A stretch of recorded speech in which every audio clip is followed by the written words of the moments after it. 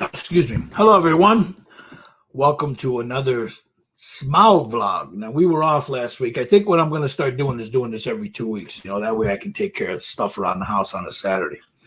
So forgive me for not having one last week. Before I go any further, we have these brothers and sisters, over on the West Coast with these fires, man. I got family there, and it's pretty bad. So I wanna,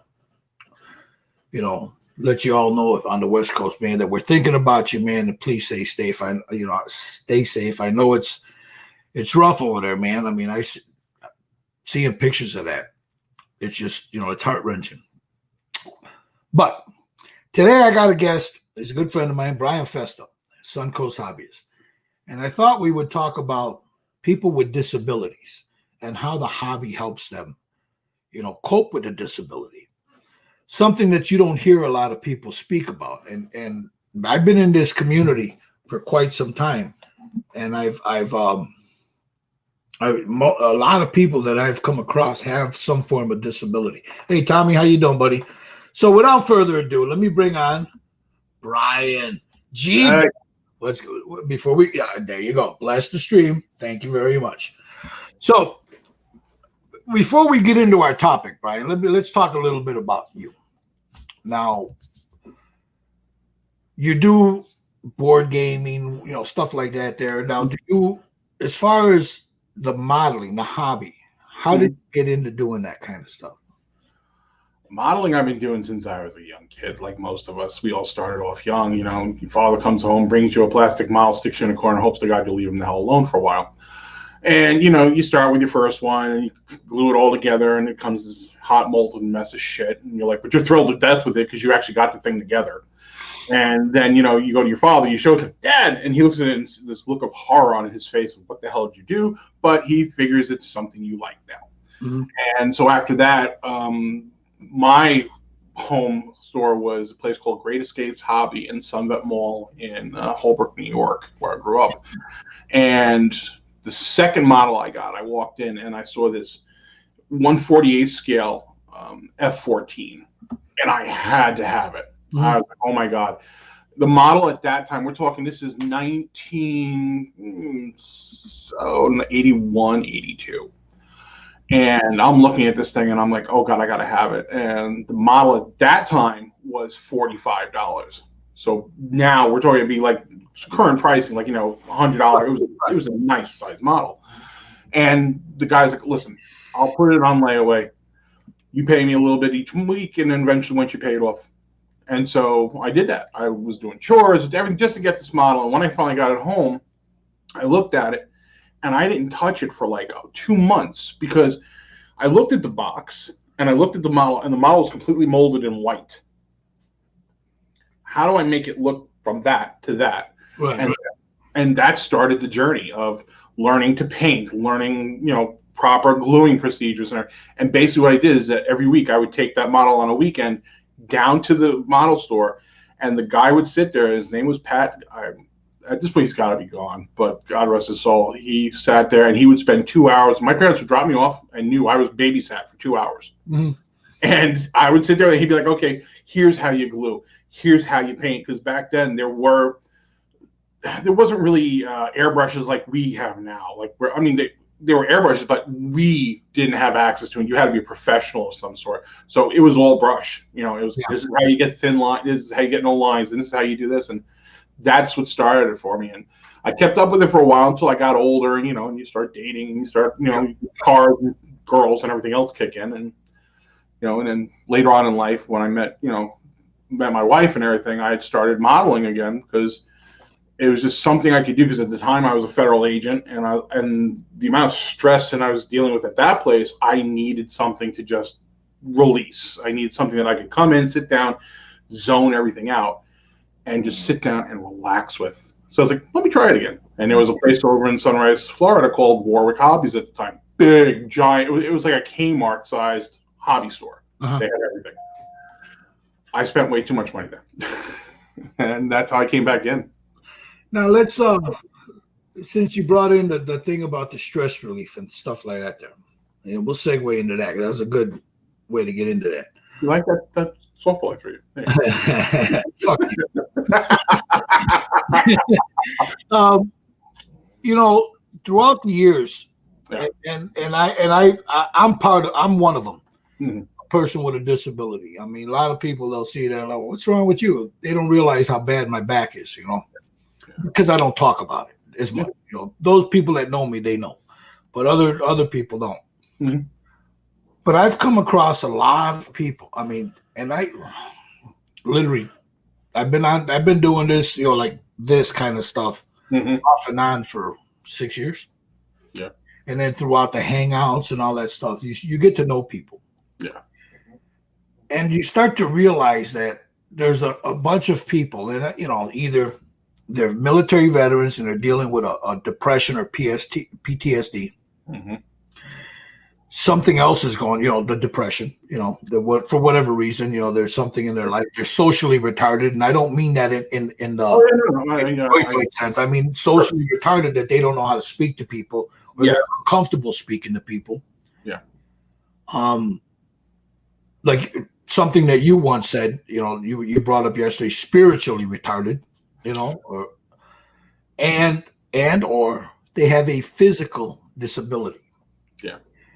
And this hobby helps them cope with that. It helps them, you know, they don't have to look. I used to bungee jump, skydive, scuba dive. I rode motorcycles most of my life. You know, I was very active.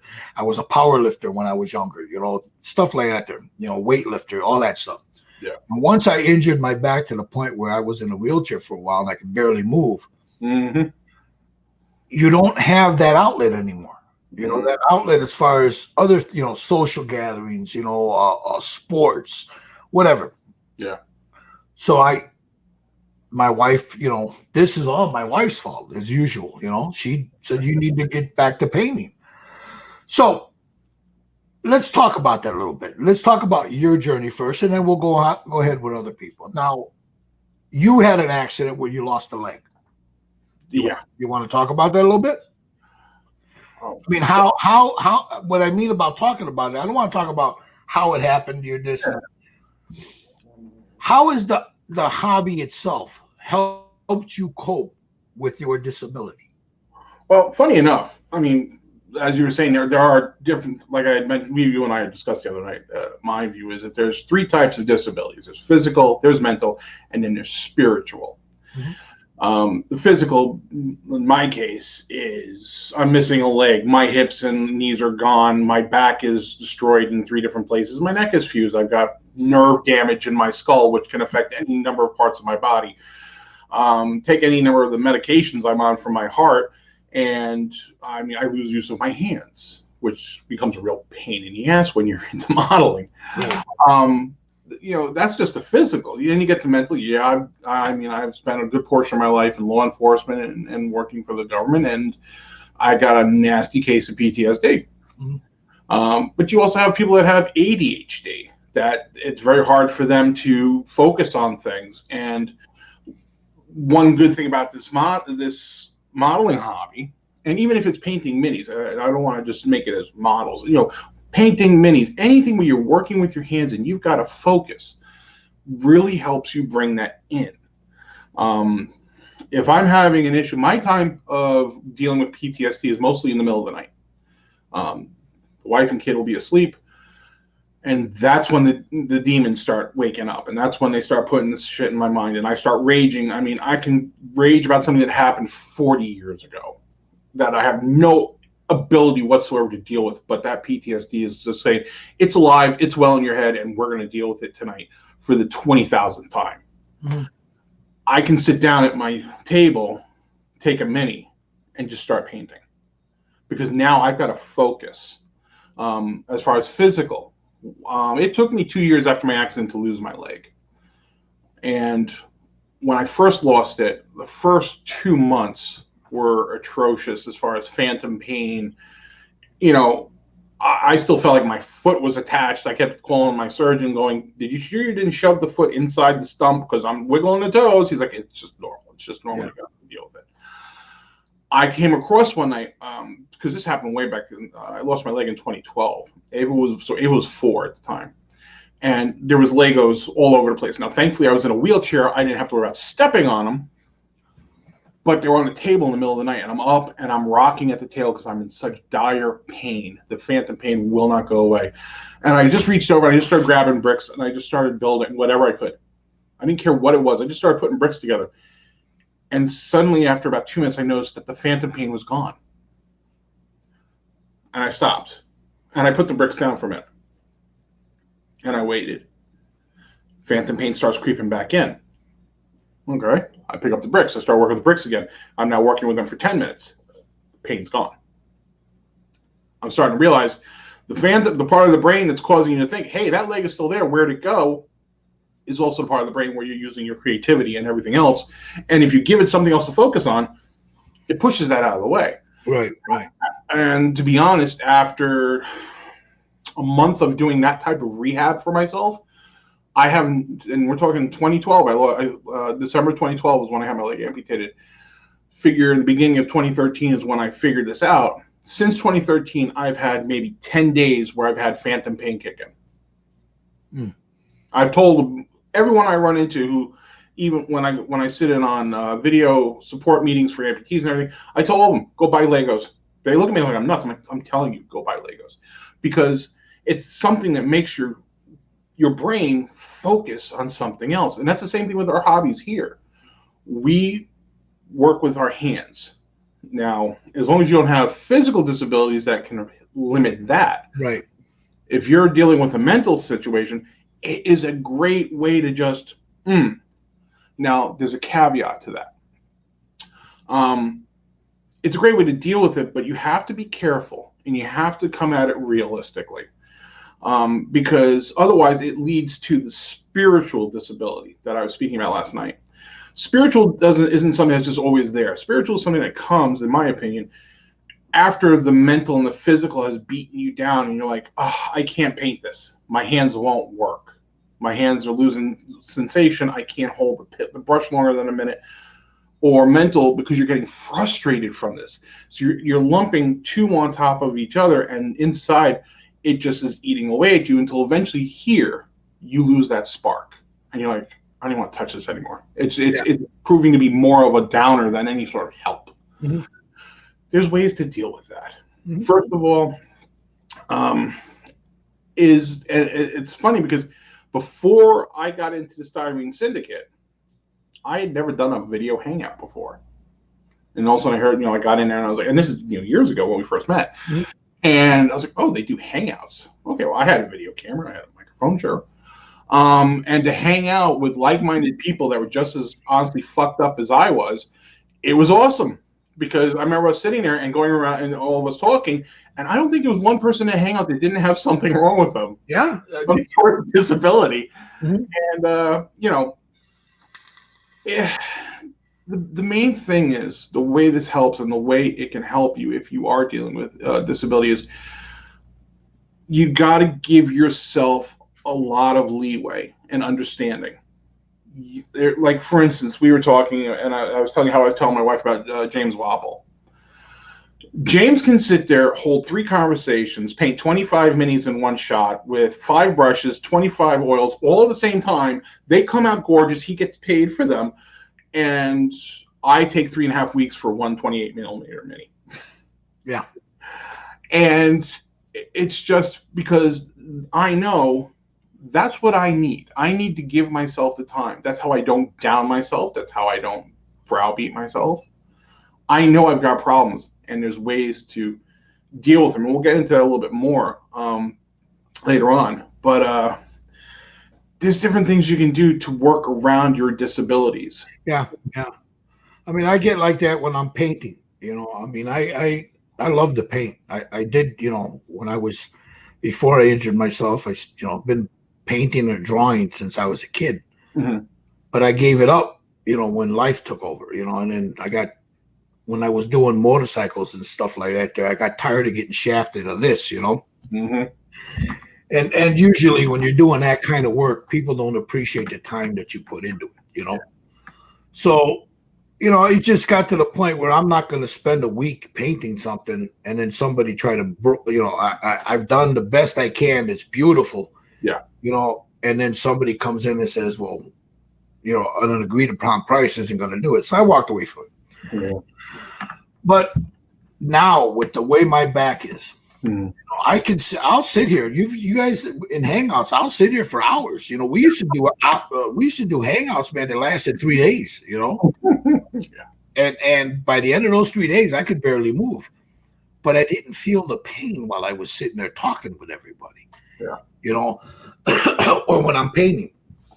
The thing about the pain, as I get older, the pain gets worse because I don't take any I used to painkillers, and I weaned myself off of that poison. But some people need to take them. I mean, you know, I mean, not everybody can mentally block out pain. You know, I mean, that's a skill that a lot of people don't have. You know, yeah, it's a skill that I learned growing up in the hood. You know, from having to sew a bullet wound up in my leg so my mother didn't know I got shot. You know? Yeah. But and it goes to that PTSD, because the more I think about it, the way I grew up, shit, I probably have it, you know? Oh yeah, no, absolutely. I mean, when you're 13 years old and you're getting shot at and you're shooting back at somebody, and then you see your friend's brains all over your shirt, and you just that's going to do it. That will, yeah. I still see it here, you know, all these years later. But back then, you just it's part of life. It's what happens. It's where we grew up, you know, stuff like that. There, when you see people die in front of you, and I always thought people were weak. And forgive me. I mean, I know this. Some people probably say "fuck you, Gil," but growing up the way I did, if you showed emotion over that, you were considered weak. So you had to suppress that. So now, you know, as I'm older, you know, and I sit here the last 6 to 7 years, you know, this is my refuge. This helps me. Like you said, what you said about the demons. This I turn. Everybody knows when I'm painting. If I'm at my desk and I take a picture, they see the music on, they know, yeah, Gil's painting. Because I also have synesthesia, so that helps me. You know, I see colors. It's a beautiful thing. It gives me a headache at times, but if for those people that have it, it's a very beautiful thing, because you see it all here. You know, it's here, not in here. It's all here. Yeah. Your skin, you get goosebumps from the music. You know, and you get that coppery taste in your mouth. That's when, and then I get into my groove when I'm like that, and I forget about everything. I mean, I could come down there at 9 a.m. I can barely move. I'll sit here, and when I look up, you know, I'll have the window open like this here, and I don't realize that the sun went up and the sun went back down. You know, because when I paint, it's usually, you know, lately it's been like this here. You know, I'll turn off the overhead lights, and I just got these because those they kind of throw a shadow that I don't like. You know, but. You know, like you were saying in the Hangouts, when we started doing them, you start talking to people, and you realize that you're not the only one out there like this. Oh, yeah. You know, there's a lot of people that have a disability, whether it's a social, spiritual, or physical one. They have a disability. And dude, how many people have we come across where you're like, oh, man, I don't know how that guy made it to adulthood, you know? Yeah. But when I was younger, I wouldn't tolerate that. I couldn't tolerate it. Yeah. Because, as I said, I saw that as a weakness. But as I got older, you become more sensitive to that, you know? Yeah. Well, to a certain point when they cross a line, you know, but go ahead. Well, yeah, but it's also a matter of, I mean, as you yourself experience it more, it opens your eyes up to, whoa, okay, I can actually relate to what that person's feeling now and understand what they're going through and go, okay, he's having a rough day or she's having a rough day. I can understand now. Whereas before, when we were happy and healthy, you know, we look at them and go, what the hell? But now you can look at it and go, I've been there. Yeah, I've had to dig a bullet out of my arm, just like you dug one out of your leg. You know, I've been there where it's like, yeah, and that was one of the things I wanted to touch on is that one of the great things about this hobby in the past few years, where, I mean, and especially with this year, with the amount that video cameras have come into play, with people zooming and everything else, excuse me. one of the great ways of dealing with disabilities with modeling is getting to be part of a Facebook group that does what Syndicate does, where they host a weekly or every couple of days or even a bi-weekly hangout where you can sit down and talk to people face to face, because it helps with learning the craft better. Okay. Yes, you can watch YouTube videos, and some of them are incredibly helpful. Yeah. There was one about Jesus juice I used to watch way back when. Mm-hmm. And then, it's great to watch a video, but there's no one-on-one interaction. If you have a question and you didn't understand something, you're either emailing them, you're putting a post, hoping you hear back from them at all, or, some people are great on that. Some people you don't hear from them at all unless you pay for their Patreon. And, you're kind of like, okay, what's the answer? Whereas in a hangout, and you're with like-minded people, and as long as you haven't totally burned the bridge of asking way too many things of people and that's the one thing, be careful, be nice, be respectful, understand that people want to help you, but don't ask for the moon. Yeah. But the thing is that it's a great social thing, because one, if someone comes into a hangout and they're asking questions about Gundams or painting or stuff like that, painting, there's at least 10 of us in that room that can sit there and give an answer, show how to do it on camera, explain why it works. Whereas if you're watching a video, you're just getting to see it and that's it. Some of the best hangouts I was ever in was when James Wappel came in, and, and I'm watching him and I'm going, I don't even care what he's talking about. I'm just focusing on what is he doing. I've learned more just watching him. Yes. Than I have in years of trying to do it myself. Just watching him. Yeah. I mean, because we've all done it when he's in there. We're watching him. Yes. And you're like, so that's how that works. Uh-huh. I don't have to be so structured in my paint. Yeah. You ever look at his palette, man? It looks like something. It looks like it blew up. But it all works, it all works. And you're right. The hangouts help in that. They do. They help you with the socially awkward folk, the people that are socially awkward. You can come in. We got sometimes guys that come in, they mute their mic and just sit there and listen. And that's fine. And that's right, because I learned a long time ago, I remember, guys who say, oh, if they don't talk, man, we can't have them in there. No. And I learned a long time ago, they're not talking for a reason, They'll do it on their own. You leave them alone. Yeah. You let them hang out with you. You let them feel a part of it. That's why I always ask when people come, somebody new comes in, I'll say, hey, what are you working on? What do you got? What do you do? You want to make them feel comfortable because you don't know what they're dealing with. They don't outright tell you, oh, dude, I got PTSD. I'm depressed. They don't tell you that. No. But as you start interacting with them, the clues are there. If you're observant enough, you pick up on them. Or they start to feel comfortable enough because they'll hear us. I mean, we've been friends for a long enough time that we can sit and go, "How's the back doing? Okay. How's your leg doing? It's there." And they start to hear us interact, and just with our conversations, they start to understand, whoa, these folks are just like me. They've got their issues. They're doing their thing. And let's face it, folks, when you start turning to modeling, you're a certain type of person, okay? Not saying that anybody can't do it. Anybody can.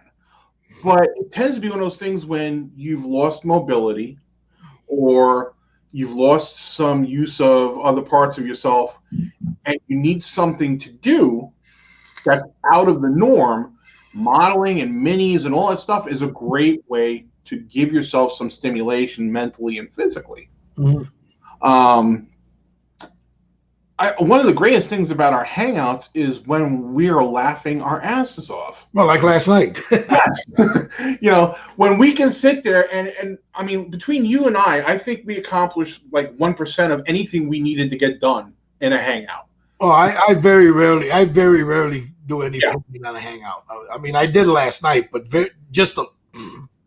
I primed a 1 inch by 1 inch pile of fake treasure. Well, you can't do detailed painting when you're laughing your ass off. No, you can't. Otherwise, it looks like my like a toddler painted it. Yeah. But but that's the thing is that it's a trade-off. Yeah, I didn't get really any painting done, but you know something?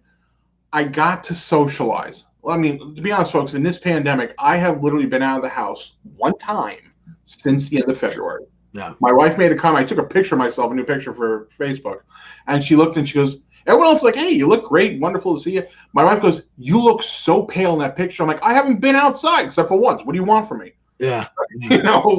I mean, it's one thing I said, and right now with 93 feels like 115 with humidity. Daddy's not going outside, or Daddy would be dead on the lawn.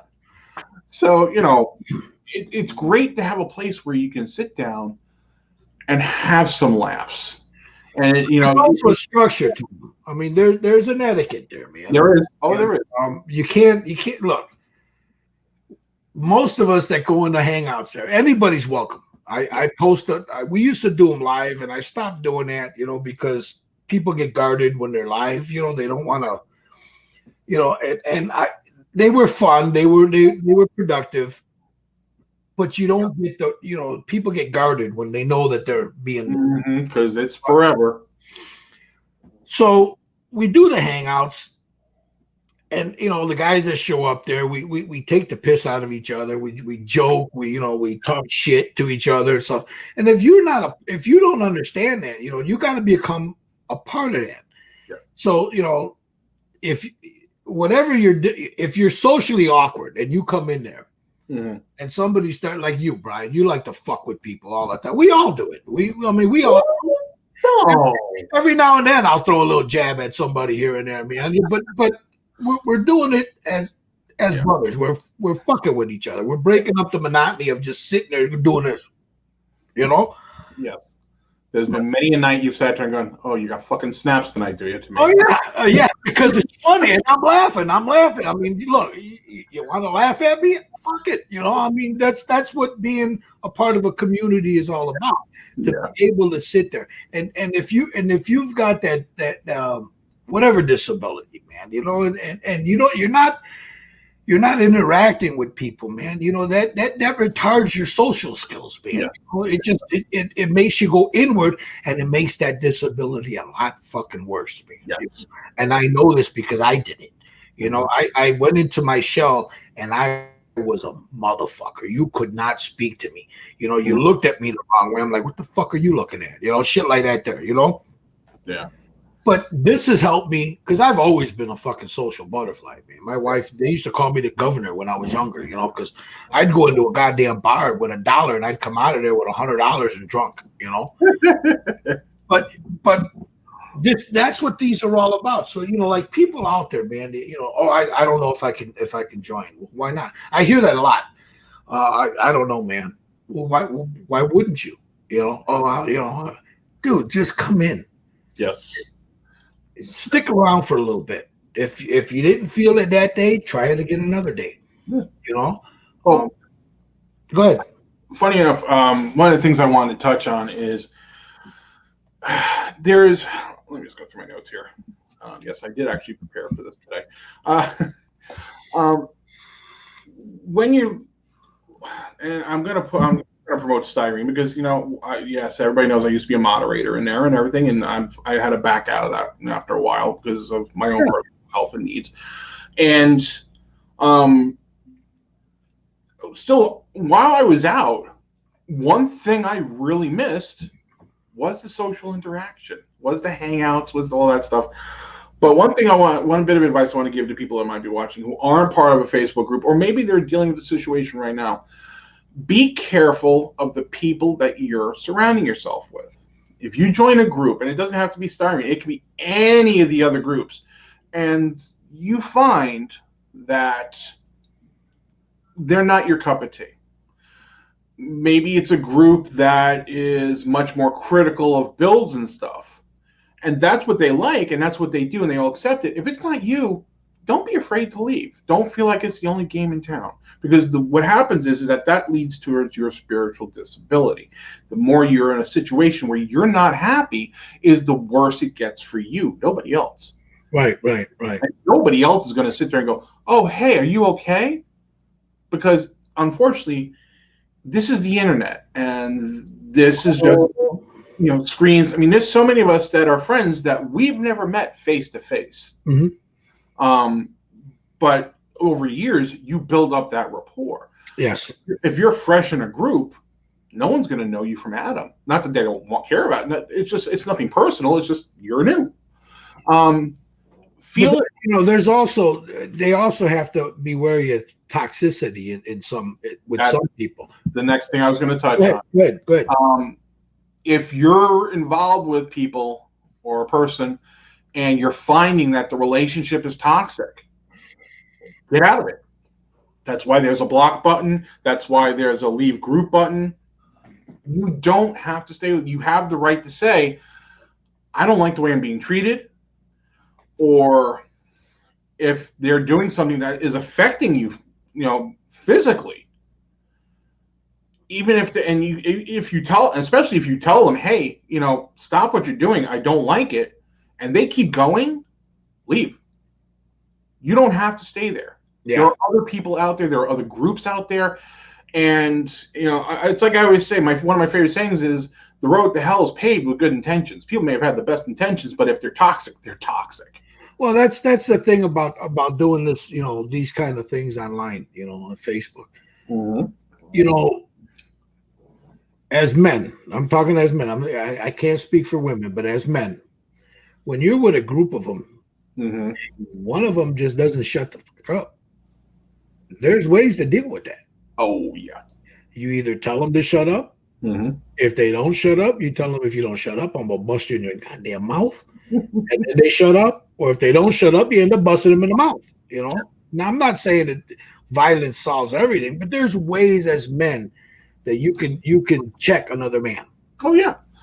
But I find that sometimes on this, you check them and they do it again. Because we're separated. Like, we're on the internet. We're not face to face. Right. There's so many times we've all seen stuff go down in groups where what's going back and forth, if you two are standing face to face, we know that neither one of you would be saying the shit you're saying. So that's why I'm saying, if you're in a group and you're feeling like it's just not for me, leave. Sure. There's no reason to stay. No one's going to be upset. Do me a favor. Don't announce it. Don't say, okay, I don't like this group because you guys are all mean. No, just go. Just don't be. You're not at the airport. Don't announce it. Just I can only speak for the syndicate, because I don't put hangouts up on Red Dragon Lotto Works. That was my original page, and I don't actively look for people to come in there. I appreciate that they do, to look at people that post on there, but it's been for the last 5 years, it's been primarily the syndicate. Yeah. So we put stuff up there, and I encourage everybody to come in there. But every now and then you have some drama. Either somebody mistakes what you say or whatever. Yeah. But and I have found that a lot of times it's not all the time, but there's been, I can count them on one hand, that it has flared up because you had a socially awkward person misinterpret what the group was either doing. Like last night, we were sitting there just cutting the rug, tearing each other a new asshole, and we were having fun. Yeah, we were laughing, we were joking. Oh, this, that, like you guys always give me shit about that damn tank, and it's to the point now where my wife's giving me shit about that goddamn tank, Don't forget the paint on the top of the refrigerator. Oh no, the microwave. Oh, now it's the microwave. We moved. Yeah. But you guys give me shit, and I laugh. I think it's funny. Yeah.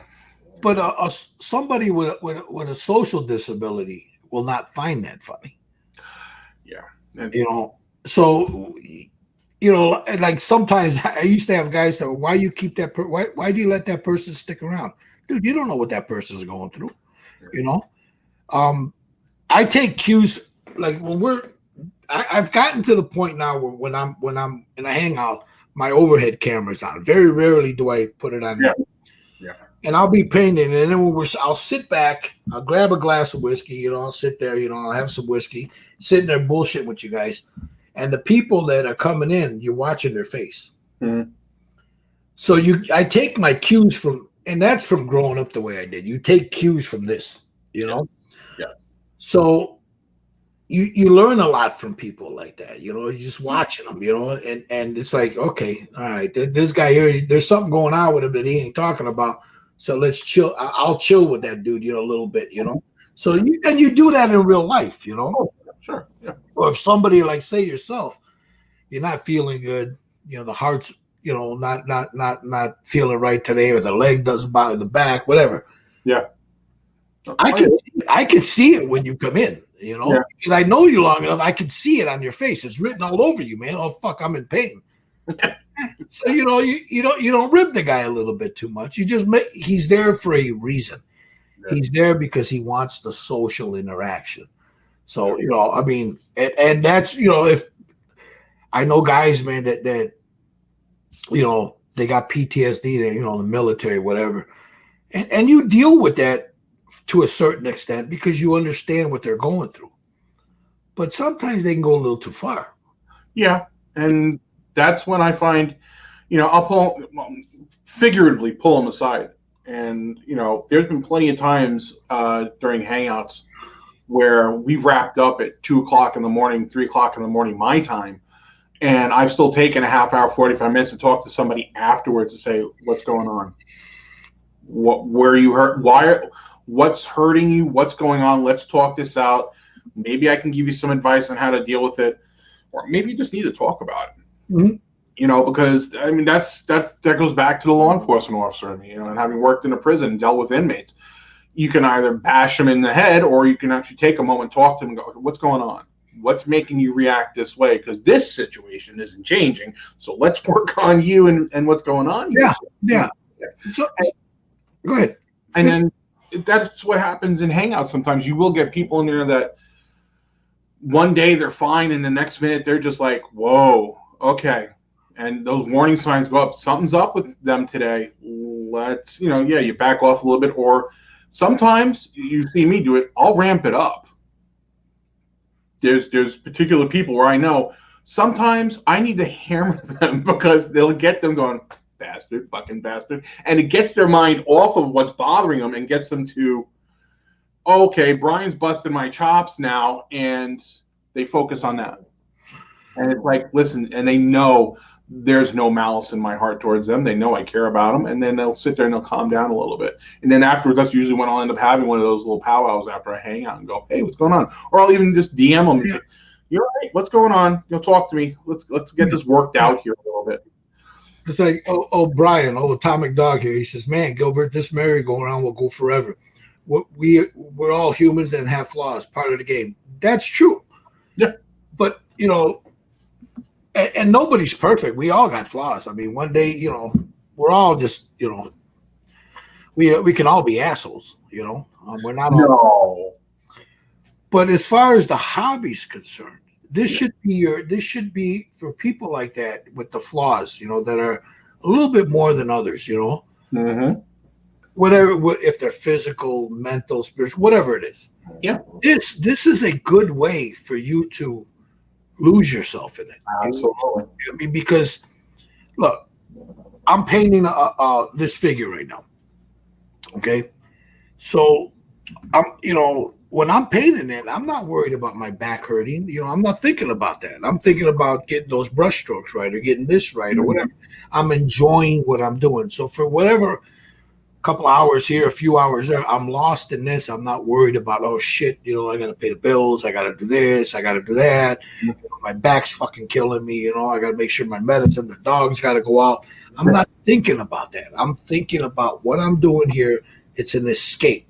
And that's basically what we're saying. You know, people with disabilities, this is a great, it's not gonna make them go away. No. But it's a good escape from them for a few hours, you know, whatever, a few hours a week or however time you do it. I know, like with you, you were just saying it's a great escape for you. We know a lot of people like that, you know.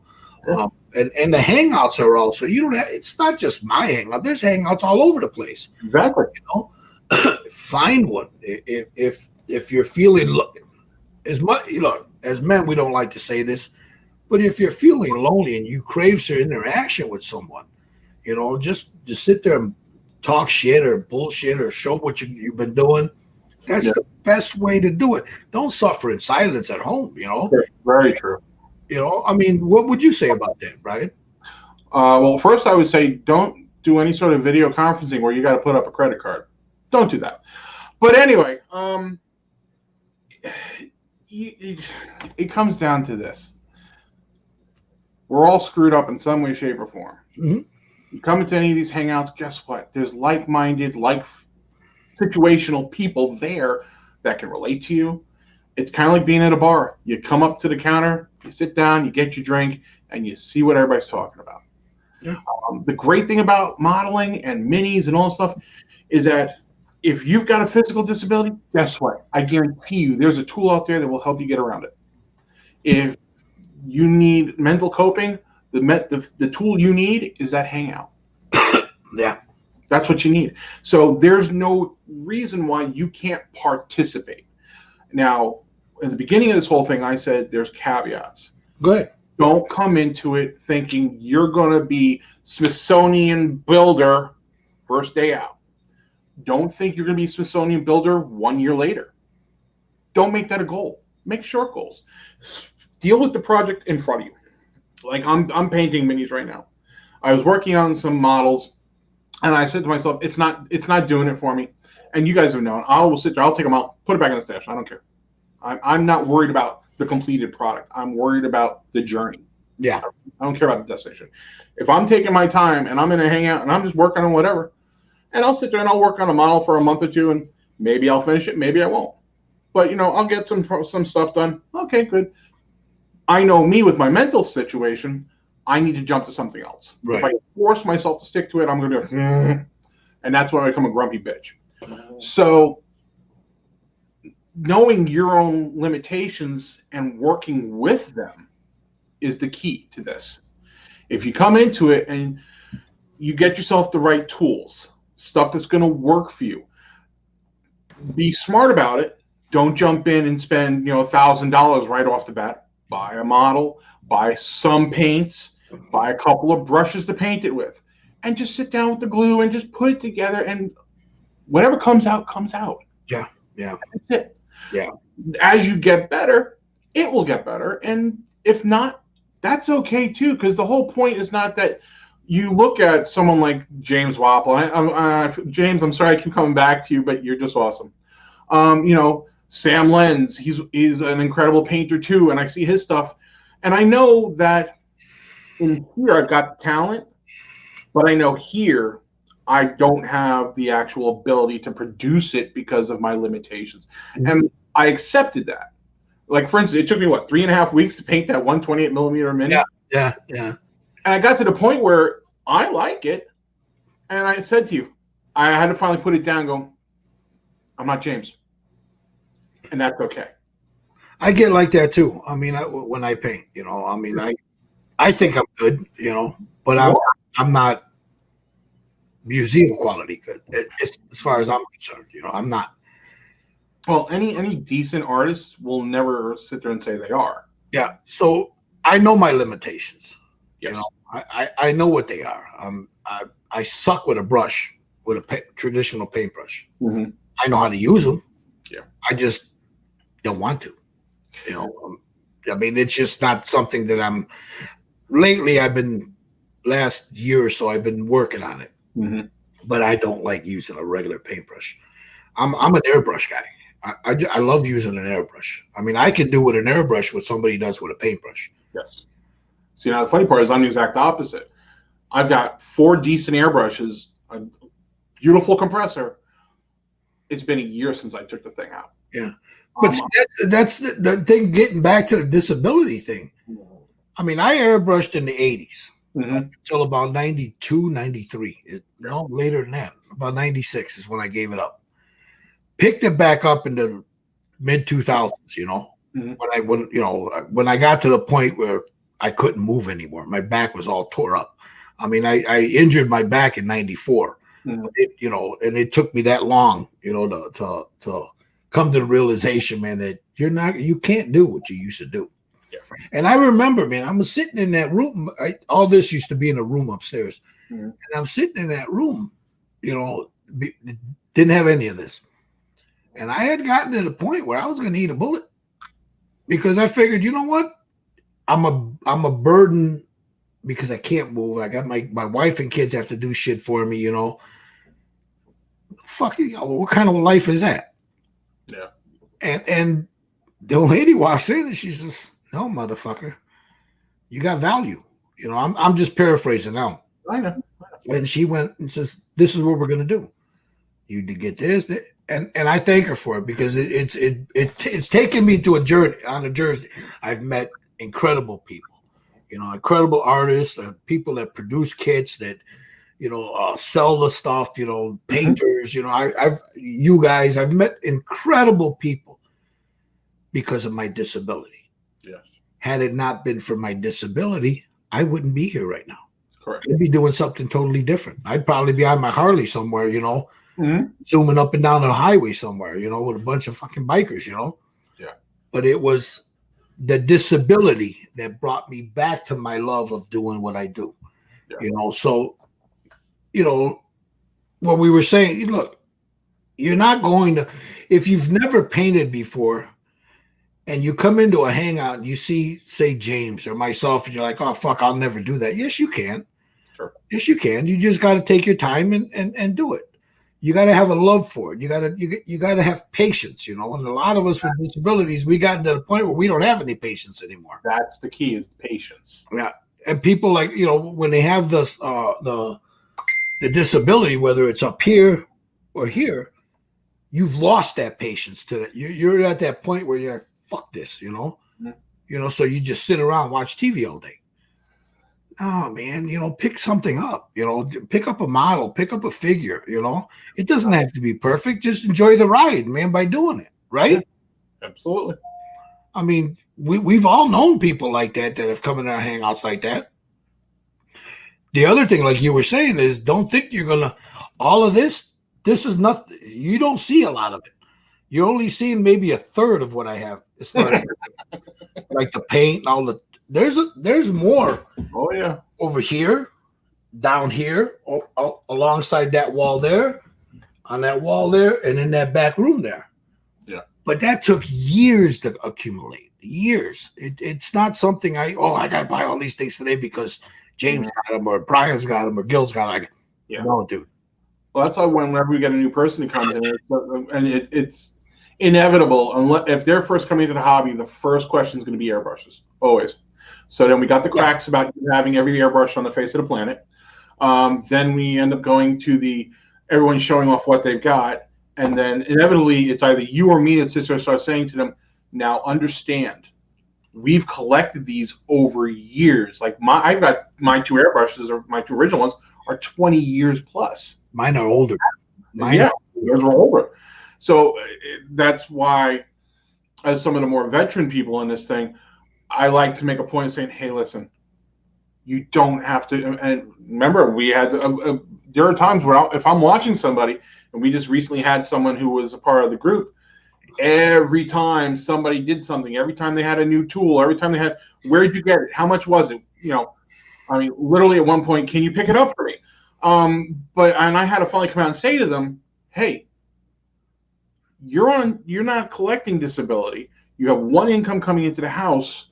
Slow down. Yeah. Because eventually you got to think about, yes, this is a wonderful little microcosm of social ability and able to forget and everything, but you can't forget this. Exactly. Pay the bills. You got to make sure the family's taken care of.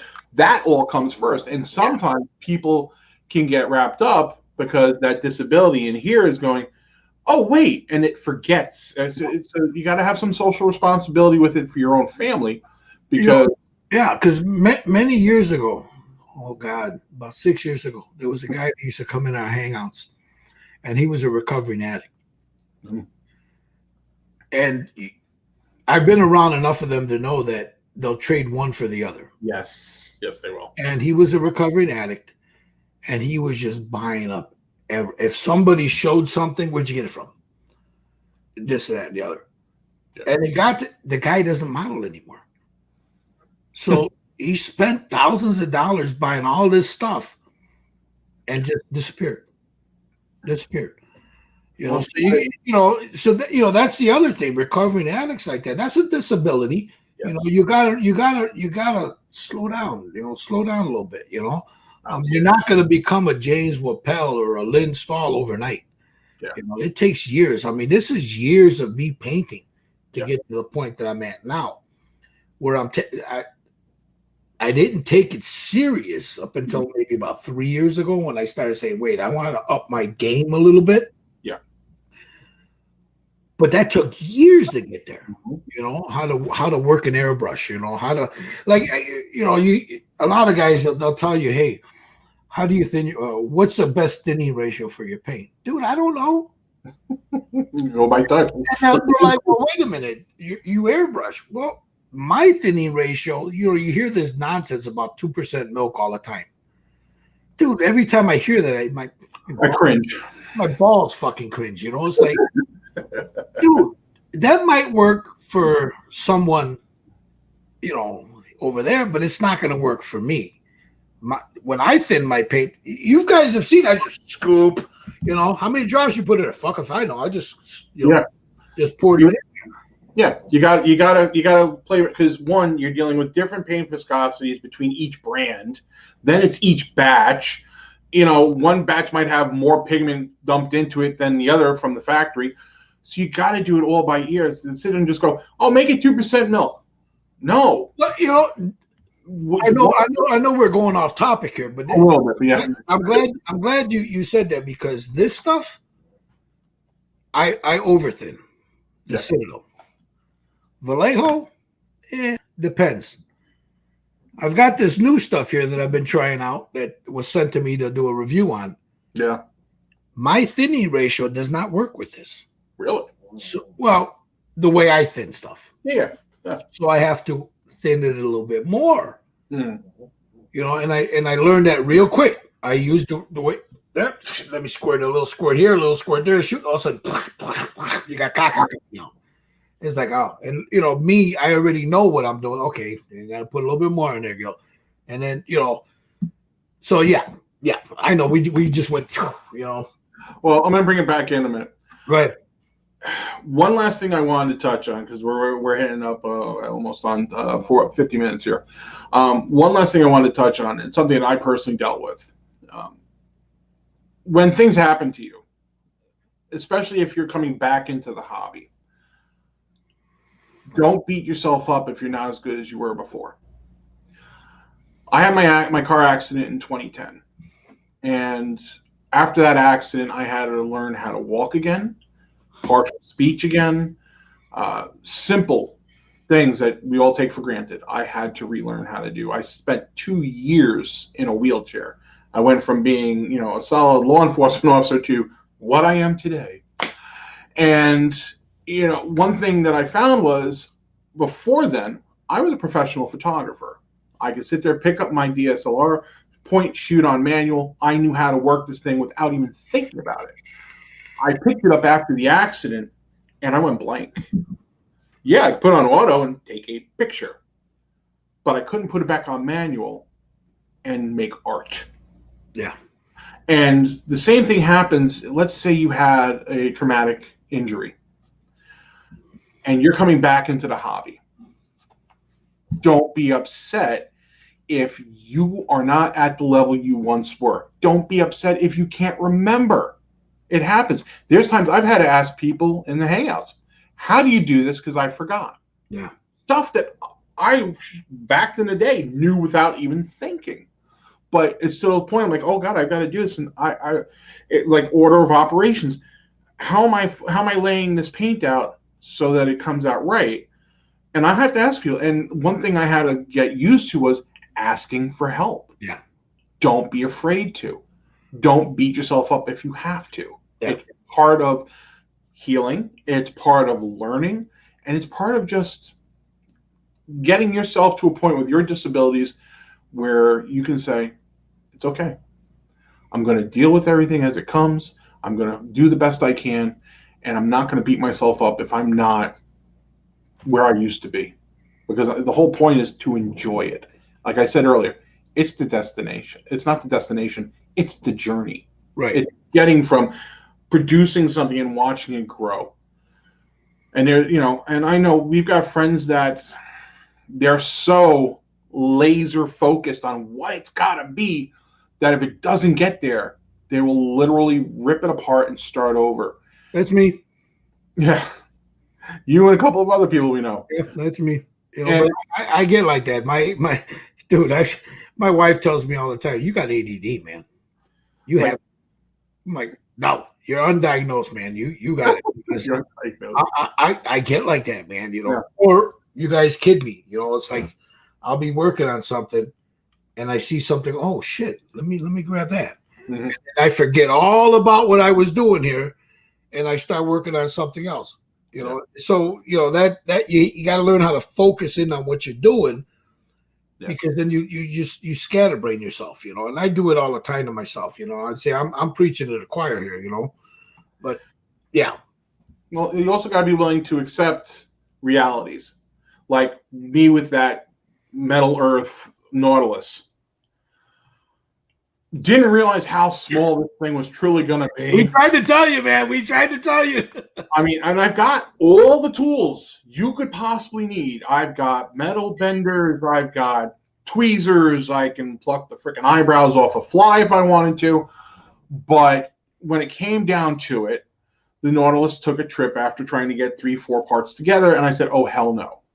Because I had to accept the fact that I've got cataracts in both eyes. I've got stigmatisms in both eyes, and I'm trying to put this little tab through this little hole, and no matter what I do, unless I file it down thin enough, it's not fitting unless I jam it in there, and I'm like, I'm not doing this. We got a comment here from Timothy Byers. Yeah. He says, thank you for touching on this subject. Many people are suffering from various issues, and this could help, myself included. You're welcome, Timothy. Gil and I have been talking about. I brought it up to him way back when he was discussing bringing the vlogs back, and I said I was always more than happy to come out and sit down and talk with it. I'm no expert. I just am passing on what I personally have dealt with, and in the hopes that it helps you guys. And Gil's perfect sounding board for this, because Gil's gone through the same things I've gone through. I wouldn't trust an expert to tell me how I'm feeling, because you don't know how I'm feeling. Correct. I wouldn't trust a psychologist to tell me that my depression can only be handled by a pill. Because you don't know what I'm depressed about, or whatever, my awkwardness, my social skills, all this other stuff. What I do take credence is people that are going through the same thing that I'm going through, and I can talk with them, and we can learn from each other how to cope with them. How are you coping with pain? Well, this guy's taking this medication. This guy's taking this. I used to. I don't take any. I'm not saying that's something everybody should do. It's just I got tired of popping pills. I just got tired of it, But we all have a way to cope with our disability. Mm-hmm. And the one thing that binds us together, as far as like in the syndicate or other places on Facebook or whatever, is this hobby. Yes. This hobby. This hobby brought us all together. Mm-hmm. So this hobby, I love doing the hangouts, because I know there's guys in there that have problems. I know they do. Yeah. But we don't discuss them. We're just hanging out with each other. Every now and then somebody will bring it up, and then we're there as a support group. Yes. After that. The hobby has become a support group at that point. So we're there to support that person, maybe like Brian, he's got a problem. He's missing a leg. He's got a heart problem. His neck is fused. Somebody comes in that has the same problem with his leg. I can't tell you how it feels to have a limb missing, but one or two other guys in that hangout can. Yeah. So that you can relate to that person. Oh, geez, man, my stump hurts.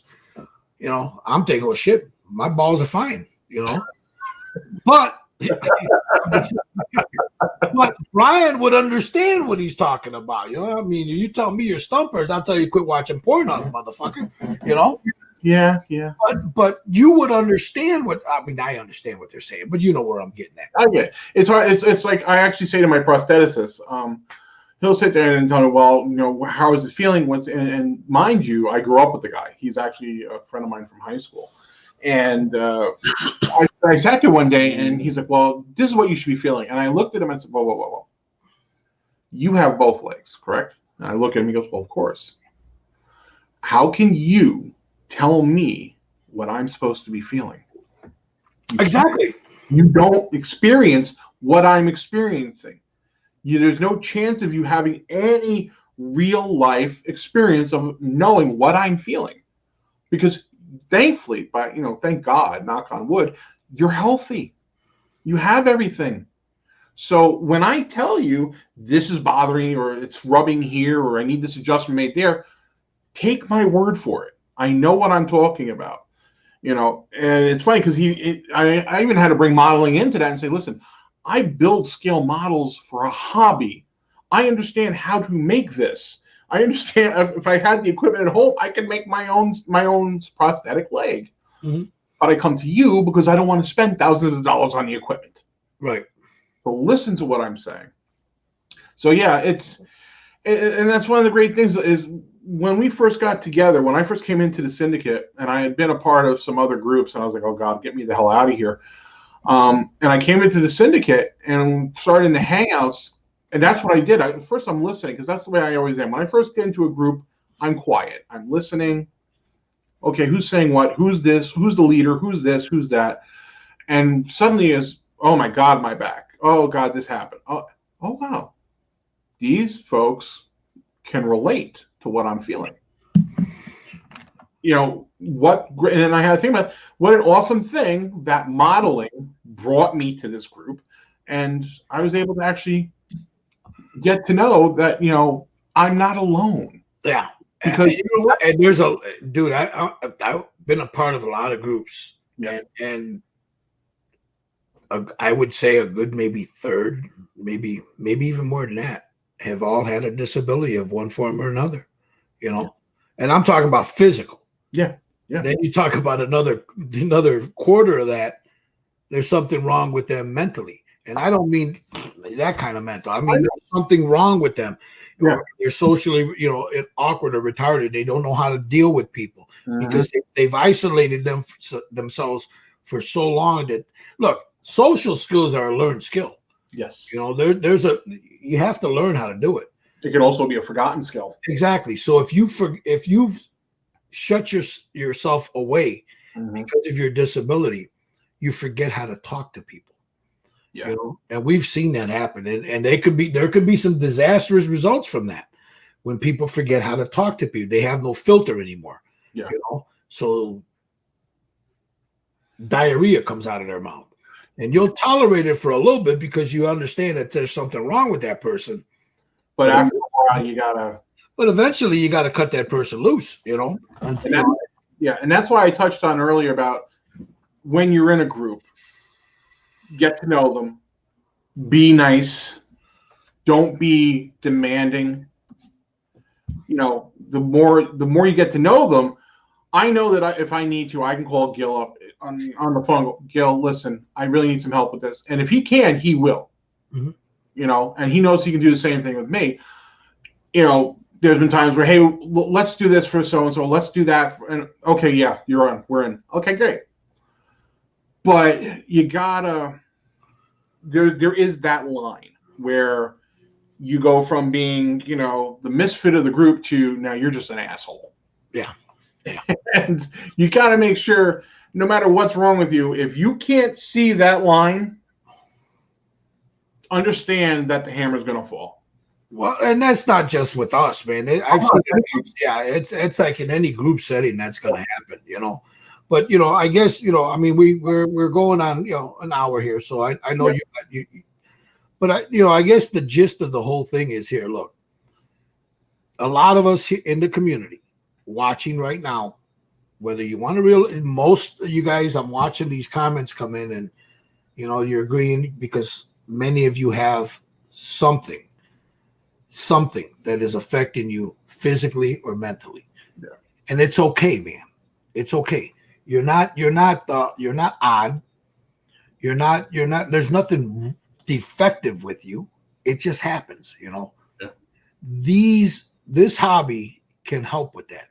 It will not alleviate it, but it will help you with it. Correct. You know, because it puts your mind somewhere else. You know, it takes your mind off of because if you're sitting in a room by yourself with the damn TV going, you've got nothing but your thoughts. Mm-hmm. And those thoughts are the most dangerous fucking things in the world, because you're sitting there, oh, I heard, oh, this, oh, that. And then your thoughts start taking over. Mm-hmm. You sit down and you build a model, or you paint a figure, or you do whatever, or Legos, whatever, Metal Earth, whatever you're doing.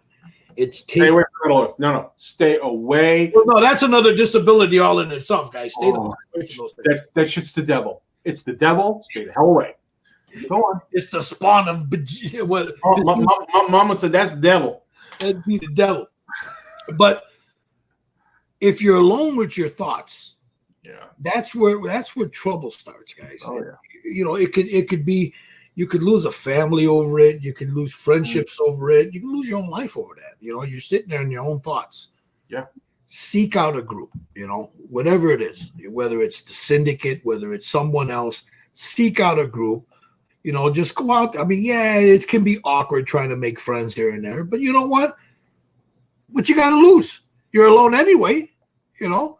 Mm-hmm. What do you got to lose? Seek out a community in this modeling genre that we're in. If this is what you want to do, I'm telling you, you'll enjoy it. You'll love it. Mm-hmm. You know, don't get crazy, because like if you're on SSI, whatever,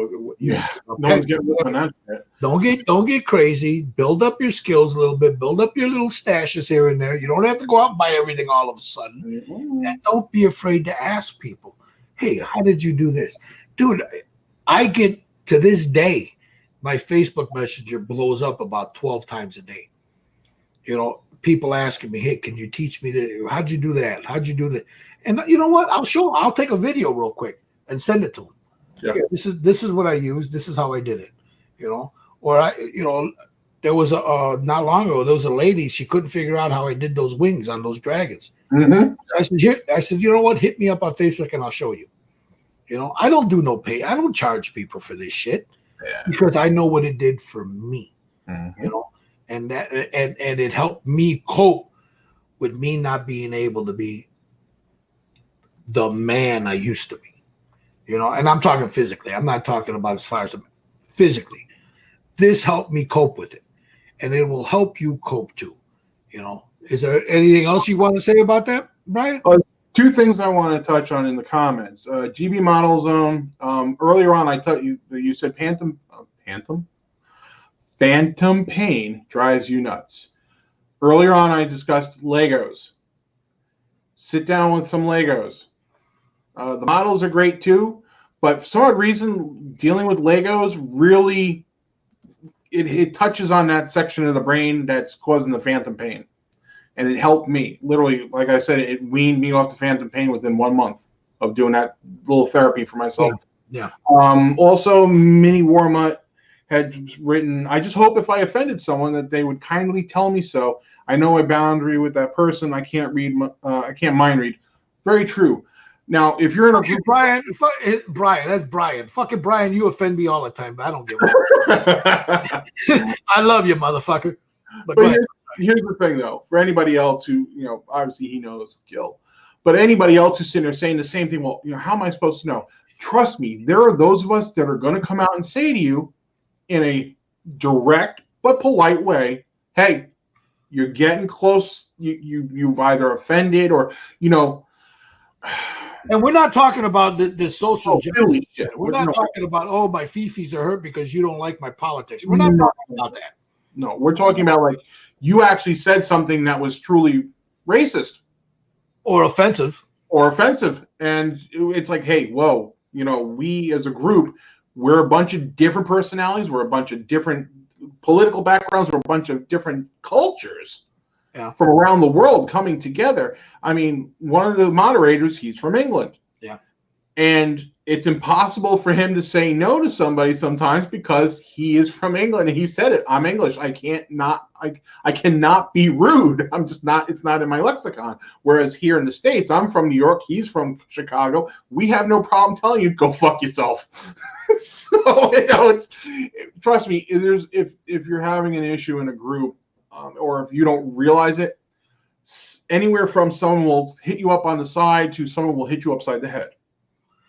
You'll know. Yeah. But you know what? Don't be afraid to join a community. No. Look, I know how it is to suffer in silence. Yeah. Because the physical became the mental. Mm-hmm. So now I'm dealing with both of them. So I know how that is.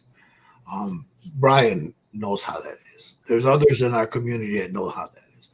Do not be afraid. Or don't suffer in silence, guys. No. If you don't model and you just want, and you're part of the community, but you dabbled in it here and there, and you think you ain't worth shit as far as modeling, we don't care.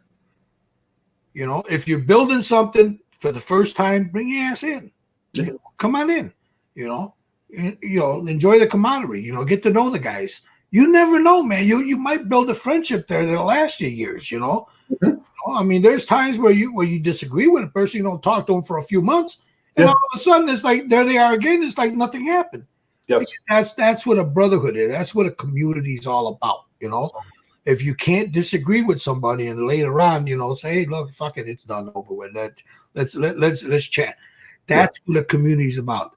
And if you're sitting at home and you're disabled or you're going through a depression or PTSD or whatever the case may be, I invite you all to come and join us. Come and join us. Now if you're a shithead, we'll get rid of you. We will weed you out. And that's any group will do that. Yes. But come on in, man. Enjoy yourself. Come in, introduce yourself. You'll have fun. Even if you know that you're a shithead, come in. You might find that the interaction kind of weans you off of being that way. Brian's a shithead, but that's. I mean, he don't even know you. He'll start messing with you. Well, that's how you know I like you. If I'm busting on you, if I'm ignoring you, run. Because I'm not just sitting here going, what an asshole. I'm sitting there going, how the fuck do I get rid of this person? But I guess the theme is, look, guys, we've all been there in one form or another. Brian, myself. So hey, what do you got to lose, man? Pick up a model, pick up a figure, grab a couple of pots of paint and a cheap brush, just sit down and try. You never know, man. You never know. Right, Brian? Oh yeah. I mean, there's been times I've offered to people, hey, I'll put up a hangout just for the two of us. Yeah. You can just sit there and shoot the shit. You can talk to me or whatever you want. Listen, a bunch of us have been down so many freaking horrible roads that there's a lot I can relate to. Yeah. And if you need someone to talk to, okay, having been in law enforcement, which is PTSD amongst military and law enforcement is some of the worst. Atomic Dog, Minnie Wormwood. He's reminded me of the guy passed away. His name was Chris Martins, and he was a hoot, man. British brother. He was a hoot, and we used to fuck with him all the time, man. And we had fun, I mean, we used to tell him in the old hangouts say, hey, click the red button. Click the red button. He said, what is it going to do? Just click the red button, find out. He clicked the button, he'd kick himself out of the hangout, he can't get back in. And we'd sit there and fucking laugh. The next day, he'd come back in, he says, oh, you cunts. You can't. I clicked the red button. Well, try it again, man. I think they fixed it this time. Click, oh, he's gone again. But it was all fun, man. It was all fun. We just had a blast with the brother, Yeah. Here, you read that comment. I hope this video gets out beyond this group so that others can find this and it can help them get through their issues. Thank you, guys. You're welcome. Well, I'll tell you what. This was Brian pitched this to me. A couple months ago, right? Yeah, it was a few months ago. Yeah. And I said, yeah, let me think about it, because I didn't know I didn't really know how to approach the subject, as far as in a discussion like this, because a lot of people are private about it. They don't want to talk about it. Correct. Yeah. But the more I thought about it, and Brian said, "Hey, Jid, you think about that?" Yeah, I'm thinking about it. We'll get together and we'll. And then I thought, you know what? Yeah, he's got a valid point there. It's something that needs to be discussed. It's something that people have to understand. Look, there's nothing wrong with you as a human being. You just got some limitations, Yeah. And if you look at it, most of the hangouts that I've ever been in, with not just mine but others, a lot of them brothers got something wrong with them, So why not talk about it? Why not encourage people with disabilities to get involved in it? Returning soldiers, kids with like John Paul's boy with the ADHD. My grandson has a mild form of it, and the Legos. I sit him down to do this stuff. When he just laser focused on it, nothing else matters. And then when he's done, it goes up and he's proud of it. Yeah. It's something that it's something to keep the mind occupied, man. And here, the one thing we haven't discussed, there's a gratification when you get something done. And you got your peers, people in the group or whatever, they look at it and they say, "Hey, man, that's a good job," because you know what that person's going through. That's why I don't allow critiquing on the page. I don't allow it for many reasons, but that's one of the reasons too. Because you don't know what that person's going through that painted that or built that. So why are you going to, I'm not, now if you ask for a critique, that's a different story. But in general, no, we don't allow it. That's why I don't allow it. One of the reasons, because the early hangouts, man, dude, we had all kinds of fucked up people in there. I mean, for what, either they were mentally messed up or physically I remember, man, just and drunk. They'd sit there and they drink and shit. The for the pain. You and I had nights where we were plastered. Oh no, dude. Last night I put away a bottle of whiskey. Did I seem drunk to you? No. I killed a bottle of whiskey last night. Dear God. But you know what? When I got up, I felt it. I'm like, okay, go lay your ass down, But it, when you're in a hangout like that, I'm not telling you guys to drink. I mean, if you don't drink, you got recovering alcoholics. No, we don't. We're not encouraging that. I don't encourage it at all. No. But I do it every now and then. When I'm painting, I'll have a drink or two here and there. Steadies my hand. Yes. It steadies my hand. Now, whether that's up here or it's physical, to me, it steadies my hand. So I'll have a drink. But when last night we're sitting there, we're just cutting up, and it was a hoot, man. I'm like, yeah, fuck it, let's have another one. We're just having a ball, man. You guys come and enjoy us, man. Enjoy a group. It doesn't have to be my group. It doesn't have to be Red Dragon Model Works or Stuyvesant Syndicate. Find a group that you're comfortable in. If you're not comfortable in it, man, you're not going to get the benefits from it. Am I right, Brian? Correct. If you got to be willing to take the action. You have to be the one that initiates it. You'll be thankful you did. One thing I do want to touch on, GB's Miles. Shame there's a big time difference between the UK and the USA, as your groups are different to the UK ones.